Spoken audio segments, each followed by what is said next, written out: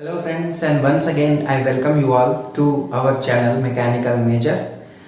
Last class में हमने world geography में पढ़ा था कि कैसे लॉन्गिट्यूड्स देशांतर रेखाएं काम करती हैं, क्या उनका इंपॉर्टेंस है।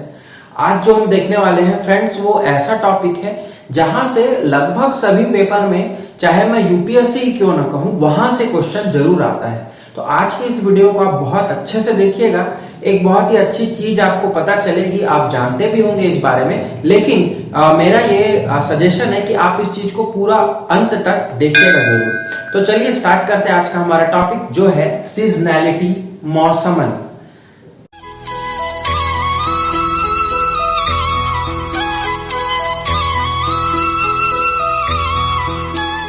सबसे पहले फ्रेंड्स, आपको दो शब्द पता होंगे। एक होता है हमारा सीजन और दूसरा होता है क्लाइमेट। हिंदी में सीजन को हम बोलते हैं मौसम और क्लाइमेट को बोलते हैं जलवायु। दोनों में बहुत बड़ा अंतर होता है। देखिएगा, सभी एक दूसरे को रिलेट कर देते हैं इन दोनों वर्ड्स को, लेकिन बहुत ही बड़ा डिफरेंस है। सीजन जो होता है, मौसम जो होता है, वह परिवर्तनीय नहीं होता। मतलब तुरंत वह परिवर्तन नहीं होता, उसमें परिवर्तन होने के लिए समय लगता है। लेकिन क्लाइमेट, जलवायु में परिवर्तन होने के लिए समय नहीं लगता। जलवायु आपकी बहुत जल्दी परिवर्तित होती है। मैं एक एग्जांपल देता हूं कि यदि अभी गर्मी का सीजन चल रहा है, गर्मी का मौसम चल रहा है, ग्रीष्म ऋतु चल रही है, तो इसमें जब परिवर्तन होगा तो इसके बाद वर्षा ऋतु आएगी। तो वर्षा ऋतु और ग्रीष्म ऋतु के बीच जो ड्यूरेशन है वो बहुत ज्यादा है। लेकिन यदि आप कभी ऐसा महसूस करते होंगे कि रात में आपको ठंड लग रही थी, दिन भर आपका सूर्य जो है वो खूब जोर से तपा और टेम्परेचर को बढ़ा दिया, और शाम को बारिश आ गई और रात में फिर ठंड हो गई, तो ये मौसम में परिवर्तन नहीं कहेंगे, यह जलवायु में परिवर्तन है, यह क्लाइमेट में परिवर्तन है। छोटा सा टॉपिक है, इंपॉर्टेंट है, इसलिए आपको समझना जरूरी है। अब हम बात करते हैं हमारे सीजनल की। तो सीजन, मौसम का जो परिवर्तन है, वह मुख्यतः दो बातों पर निर्भर करता है। पहला तो सूर्य, जो हमारे सूर्य देवता है, सन है, उनकी पोजीशन पर, और दूसरा जो कि अर्थ के रिवॉल्यूशन पर। पृथ्वी जो है वह अपने अक्ष पर तो घूम रही है, जिसे हम इंग्लिश में रोटेशन कहते हैं, लेकिन वह सूर्य के चारों ओर भी घूम रही है, जिसे हम रिवॉल्यूशन कहते हैं। तो इस रिवॉल्यूशन के कारण जो परिवर्तन होता है, और सूर्य के जो पोजीशन है उसके कारण जो परिवर्तन होता है, उसे ही मौसम के रूप में जाना जाता है। और यही पृथ्वी के अलग अलग जगहों पर अलग अलग प्रभाव पड़ता है। तो यदि मौसम में परिवर्तन ना हो तो आप समझ सकते हैं कि कितना बड़ा यह प्रॉब्लम होगा। ठीक है, यह क्लाइमेट चेंज से भी ज्यादा प्रॉब्लम है यदि मौसम में परिवर्तन ना हो। आप सोचिए कि एक जैसा ही मौसम रहे, हमेशा 12 महीना गर्मी रहे, तब क्या होगा, तब आप इसका अंदाजा लगा सकते हैं। तो चलिए जल्दी से देखते हैं कि कैसे सीजनैलिटी इफेक्ट होती है और क्या इसका आउटकम आएगा। इस टेबल को आपको याद रखना है, जो मैं आपको कंप्लीट करूंगा। सबसे पहले हम बात करते हैं सूर्य की इस पोजीशन की, जो होती है आपका 21 जून को। ठीक है, ये कब है? 21 जून को होता है। तो इस समय आप देख रहे हैं कि जो 5 लाइंस है, आई थिंक आपको क्लियर है। हमने फर्स्ट क्लास में डिस्कस किया था इन लाइंस के बारे में, लैटिट्यूड्स के बारे में। Arctic circle, Cancer, tropic of Cancer, equator, tropic of Capricorn और अंटार्कटिक सर्कल। तो यहां देखिए, जब सूर्य की किरणें इस पोजीशन पर 21 जून पर इस पर पड़ेगी, तो आप देखिए कहां पर वह किरणें आकर के लगेंगी।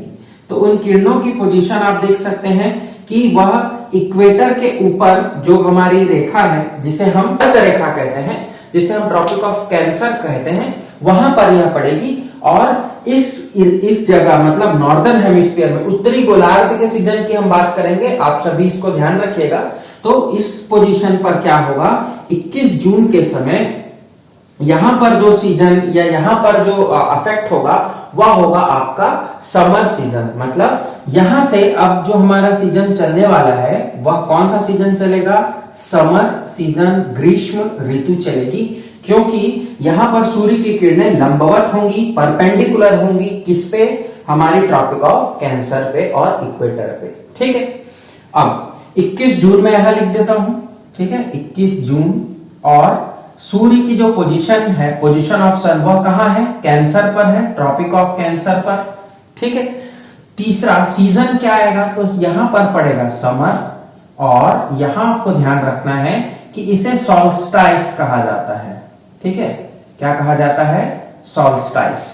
हिंदी में आप बहुत ज्यादा इसका तो मतलब नहीं मिला मुझे, बट संक्रांति या इस तरह से कुछ वर्ड मिलता है, तो यह समर सॉल्स्टाइस कहा जाता है इसे।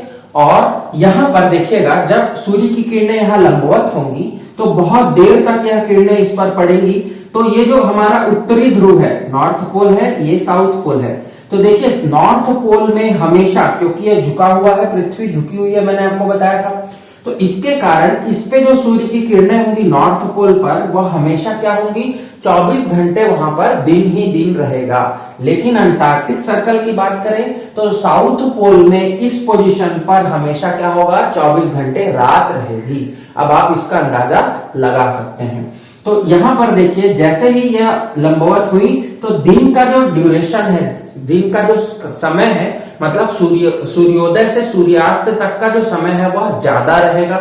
इसका मतलब दिन की लंबाई बड़ी रहेगी और रात की लंबाई छोटी रहेगी। क्लियर है? 21 जून की, और आप सभी को पता है कि 21 जून को हम क्या मनाते हैं, दिवस, अंतरराष्ट्रीय योग दिवस मनाते हैं। ठीक, फिर हम बात करें तो समर सीजन कहां तक चला हमारा, यहां तक चला।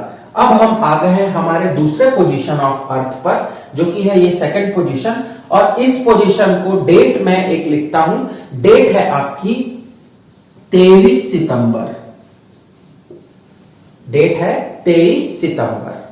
इस 23 सितंबर में क्या होगा, तो यहां देखिए, जो सूर्य की किरणें इस पोजीशन के बाद, अगर मैं इसको दो भाग में बांट दूं, तो इस पोजीशन पर और इस पोजीशन पर, इसके बाद और इसके बाद, ये जो दो किरणें इधर होंगी, वह कोई भी लंबवत इस पर नहीं पड़ेगी। ठीक है, मतलब अब क्या होगा, सूर्य जो है, अब आप मानिए कि जो हमारा उत्तरी गोलार्ध था, मतलब हमारा जो ट्रॉपिक ऑफ कैंसर था, वहां से लेकर के अब सूर्य जो है वह किधर शिफ्ट होने लगेगा, वह इक्वेटर की ओर शिफ्ट होने लगेगा। हमेशा याद रखेंगे, एक चीज मैं आपको बताता हूं यहां से, कि ये हमारा हो गया इक्वेटर लाइन, ये हो गई कर्क रेखा, और ये हो गई मकर रेखा। तो सूर्य हमेशा याद रखिएगा, इनकी किरणें इस पोजीशन के पास ही लंबवत पड़ने वाली हैं, इसके बाद वो कभी भी लंबवत नहीं होते। मतलब सूर्य जो है वह इस पोजीशन पर रह सकता है, यहां आ सकता है और यहां आ सकता है, इसके अलावा वह किसी और पोजीशन पर नहीं जा सकता। मैं सूर्य की रेखाओं की बात कर रहा हूं जो कि लंबवत होंगी, परपेंडिकुलर होंगी। तो सबसे पहले कहां था, अभी हमारा 21 जून को सूर्य ऊपर था नॉर्दर्न हेमिस्फीयर में, अब वह घूम करके धीरे धीरे क्या होगा, नीचे की ओर आएगा, और अब कौन सी रेखा पे आने लगेगा, वो इक्वेटर पे आने लगेगा, भूमध्य रेखा पर। तो जब हमारा 23 सितंबर का समय होता है, 23 सितंबर होता है, उस समय सूर्य की किरणें कहां पे लंबवत होंगी, इक्वेटर पर लंबवत होंगी। और क्योंकि इक्वेटर जो है वो बीच में होता है, पृथ्वी के मध्य की रेखा को हम बोलते हैं, तो वहां पर आपका जो काल है, मतलब दिन का समय और रात का समय, वह दोनों बराबर हो जाएगा। बिल्कुल दोनों का जो रेखा है वह बिल्कुल से बराबर भागों में बट जाएगी। तो 23 सितंबर का जो दिन है, हम इसे याद रखते हैं, और इसका इस समय के बाद, मतलब अब जो है वह कौन सा समय आने वाला है, अब जो समय चलेगा वह चलेगा ऑटम का। ठीक है, यहां से लेकर के जो इस समय तक जाएंगे वह कौन सा सीजन चलेगा, ऑटम सीजन। ऑटम को आप हिंदी में बोलते हैं पतझड़। ठीक, तो 23 सितंबर के बाद ऑटम सीजन स्टार्ट हो जाएगा, और ऑटम सीजन जैसे ही 23 सितंबर को सूर्य फिर से आगे बढ़ने लगेगा, तो अब यहां एक और चीज देख लेते हैं कि 23 सितंबर को हम क्या बोलते हैं। तो 23 सितंबर यह डेट हो गई, सूर्य कहां पर है, सूर्य है इक्वेटर के पास, और जब भी इक्वेटर को सूर्य क्रॉस करता है, कैंसर पर था, कैंसर से नीचे आया, इक्वेटर को क्रॉस किया 23 सितंबर को, वहां पर इसे कहा जाएगा इक्विनॉक्स। क्या कहा जाएगा, वह सीजन जो होगा, वह जो सीजन होगा, सॉरी, उसे ऑटम हमने देखा, ऑटम हो जाएगा ये सीजन, और ऑटम के साथ साथ इसे इक्विनॉक्स कहा जाएगा, विषुव आप कहते हैं। जब भी सूर्य भूमध्य रेखा को, इक्वेटर को क्रॉस करता है, उस पोजीशन को इक्विनॉक्स कहा जाता है, जहां पर आपका दिन और रात दोनों बराबर होंगे।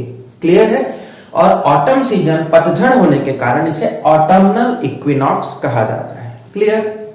अब हम बात करते हैं हमारे नेक्स्ट पोजीशन की। तो अब सूर्य चढ़ करके कहां आ चुका है, इस पोजीशन पर आ चुका है। पृथ्वी यहां आ चुकी है, सॉरी सूर्य तो अपने जगह पे ही रहता है ऑफकोर्स, पृथ्वी यहां आ चुकी है। अब आप देखिएगा कि सूर्य की किरणें, अगर मैं इसको ड्रॉ करूं तो सूर्य की किरणें अब किधर परपेंडिकुलर पड़ रही हैं, अब पड़ रही है आपके ट्रॉपिक ऑफ कैप्रिकॉर्न में, मतलब मकर रेखा के आसपास किरणें जो है वो क्या हो रही हैं, परपेंडिकुलर हो रही है, लंबवत हो रही है। तो इस पोजीशन पर क्या होगा, इस पोजीशन पर ध्यान रखिए कि इस पोजीशन पर सदर्न हेमिस्फीयर दक्षिणी गोलार्ध में तो आपका क्या होगा, समर हो जाएगा, मतलब इसका उल्टा हो जाएगा। लेकिन हम किसकी बात कर रहे हैं, हम नॉर्दर्न हेमिस्फीयर की बात कर रहे हैं। तो नॉर्दर्न हेमिस्फीयर में देखिए सूर्य की किरणें दूर होंगी, यहां से जब किरणें चलेगी तो वो दूर हो जाएंगी। तो इस पोजीशन पर जो सीजन आएगा वह आएगा आपका विंटर सीजन, मतलब शीत ऋतु जिसको आप बोलते हैं, ठीक है, विंटर सीजन। विंटर सीजन के साथ साथ जो डेट हम यहां देखेंगे वह डेट है आपकी 22 दिसंबर, ठीक है, 22 दिसंबर। तो 22 दिसंबर को क्या होगा, 22 दिसंबर को ये जो पोजीशन है वह अचीव होती है। और इसके बाद देखिए इस पोजीशन के बाद नीचे तो सूर्य नहीं जाएगा, मैंने आपको बताया। अब जो सूर्य है वह फिर से ऊपर की ओर चढ़ेगा, ठीक है, मतलब मकर रेखा पर आने के बाद वह और नीचे दक्षिण की ओर में शिफ्ट होकर के अब वह ऊपर की ओर जाएगा। तो फिर से पृथ्वी घूम करके अपने अगले पोजीशन पर जाएगी और सूर्य की रेखा जो है या सूर्य का जो प्रकाश है वह फिर से किसी अन्य पोजीशन पर जाएगा। इस समय हम देख रहे हैं कि विंटर सीजन पड़ रहा है जब हम 22 दिसंबर की बात करें, ठीक है, 22 दिसंबर। तो इस समय पर 22 दिसंबर पर हमारा जो पोजीशन है वह कहां है, तो कैप्रिकॉर्न में है, ठीक है, मकर रेखा पर इस अवस्थित है सूर्य। और मकर रेखा पर होने के कारण इस पर क्या सीजन आया, विंटर सीजन आया। कहां आएगा, याद रखेंगे नॉर्दर्न हेमिस्फीयर पर, सदर्न पे नहीं, सदर्न पे तो आपका सूर्य लंबवत है, मतलब वहां तो आपकी गर्मी स्टार्ट हो चुकी है। तो विंटर सीजन, और इसके पोजीशन को भी हम एक और सॉल्स्टाइस कहते हैं। तो ये जो पड़ेगा वह पड़ेगा विंटर सॉल्स्टाइस। क्लियर है। अब क्योंकि यहां पर देखिएगा सूर्य की किरण बहुत कम देर तक, इस नॉर्दर्न हेमिस्फीयर की यदि मैं बात करूं, उत्तरी गोलार्ध की, तो सूर्य की किरणों का जो समय होगा वह बहुत कम होगा और रात का जो समय होगा वो बढ़ जाएगा। क्योंकि जैसे जैसे ये ऊपर की ओर बढ़ता जाएगा, यहां आप देखते जाएंगे तो सूर्य की किरणें और क्या होती जाएंगी, दूर होती जाएंगी। तो दूर होने के कारण एक तो वहां गर्मी कम हो जाएगी, तो कौन सा सीजन आ गया, विंटर। दूसरी चीज, दिन की लंबाई आपकी छोटी हो जाएगी और रात की लंबाई आपकी बढ़ती जाएगी। आई थिंक ये वाला चीज भी आपको क्लियर है। विंटर सोल्स्टाइस जो है वह आपको डे जो है वो शॉर्ट देगा और नाइट जो है वो लॉन्ग देता है। अब हम आ जाते हैं अपने चौथे पोजीशन पर।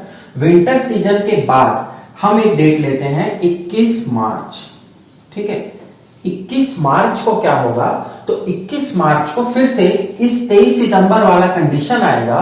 सूर्य की किरण जो कि लंबवत थी कहां, मकर रेखा पर, वह ऊपर उठ करके अब वह फिर से लंबवत हो जाएगी कहां, इस इक्वेटर लाइंस पर, ठीक है, यहां पर, मतलब भूमध्य रेखा पर। तो जब सूर्य फिर से भूमध्य रेखा को पार करके अब उत्तर की ओर जाएगा, देखिए ये फिर से यहां आएगा, इस पोजीशन पर आएगा। तो उस समय यहां पर जब जो सीजन चेंज होगा उस सीजन को हम कहते हैं स्प्रिंग सीजन, ठीक है। स्प्रिंग का हिंदी में अर्थ होता है बसंत ऋतु। और बसंत ऋतु के समय 21 मार्च को जब सूर्य भूमध्य रेखा को क्रॉस करता है, उस समय फिर से क्या होता है, फिर से वही पोजीशन आती है, दिन और रात का समय फिर से बराबर हो जाता है। सीजन में परिवर्तन तो आता जरूर है, विंटर से हम वसंत की ओर, मतलब शीत से वसंत और वसंत से फिर ग्रीष्म की ओर जाएंगे, लेकिन दिन और रात का समय जो है वह फिर से बराबर हो जाता है। तो मैं डेट लिख देता हूं, 21 मार्च लिख देता हूं यहां। और position of the sun again कहां है, इक्वेटर पे है, भूमध्य रेखा पर है। फिर सीजन कौन सा है, तो अगेन यहां पर सीजन जो है वो इक्विनॉक्स है। आप स्प्रिंग इक्विनॉक्स और ऑटम इक्विनॉक्स लिख सकते हैं यहां पर, ठीक है, यहां लिख सकते हैं। बट आपको ध्यान ये रखना है इक्विनॉक्स विषुव है और दिन और रात का समय जो है वह बराबर हो जाता है। तो इस तरह से पृथ्वी के सीजन में, या आप बोल सकते हैं कि सूर्य के और पृथ्वी के इस घूर्णन के कारण, इस रोटेशन के कारण, रिवॉल्यूशन के कारण जो सीजन में बदलाव आता है वह कुछ इस तरह से हमें दिखता है। ये टेबल आपको बहुत अच्छे से याद रख लेना है। इस टेबल से भी क्वेश्चन पूछे जाते हैं। 21 जून और 22 दिसंबर को समर और विंटर सोल्स्टाइस होगा। 23 सितंबर और 21 मार्च को इक्वेटर पे होने के कारण इक्विनॉक्स होगा, मतलब विषुव की कंडीशन आएगी। और हमेशा याद रखिएगा, जब भी सूर्य इक्वेटर को क्रॉस करेगा, दो समय होता है, 23 सितंबर और 21 मार्च। इन दोनों समय पर दिन और रात हमारे बराबर होंगे। याद रखने के लिए कुछ फैक्ट्स देख लेते हैं, कुछ ट्रिक्स देख लेते हैं। 21, 22, तो 21 और 21 आप ऊपर और नीचे लिख लीजिए, एक टेबल को याद रखने के लिए बता रहा हूं। 21 और 21 लिख लीजिए। अब 21 को 21 से 1 जोड़ेंगे तो 22, और 22 से 1 जोड़ेंगे तो 23। तो इस तरह से याद रखिएगा कि 21 और 21, और इधर 22 ना होकर के 23 है और इधर 22 है।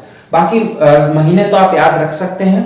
नेक्स्ट है 2 इक्विनॉक्स पड़ेगा आपका अल्टरनेट, और 2 में आपका विंटर और समर। तो पहले आप समर से स्टार्ट करिएगा तो आपको एक टेबल बहुत आसान लगने लगेगा। एक दो बार आप प्रैक्टिस करेंगे तो आपको याद भी हो जाएगा। यहां से क्वेश्चन जरूर आते हैं फ्रेंड्स, आप बिल्कुल भी इस टॉपिक को लाइटली मत लीजिएगा, हमेशा याद रखिएगा।